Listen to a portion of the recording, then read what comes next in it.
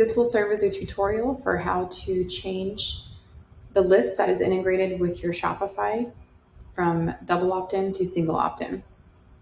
Double opt-in means that once that person signs up for your newsletter, they will have to receive a secondary email asking them to confirm their subscription.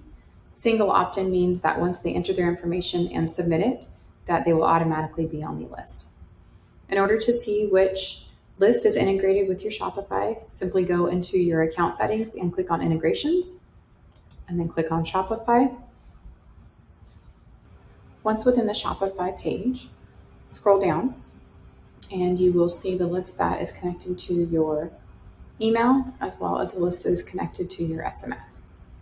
By law, the SMS list has to remain double opt-in, but you can change your email list to single opt-in. To do that, we will make note of the list name here, Rural Hayes Subscribers. Over here, we will click on List and Segments and enter the list name. Click within that list and then click on Settings. And from here, we will click Consent.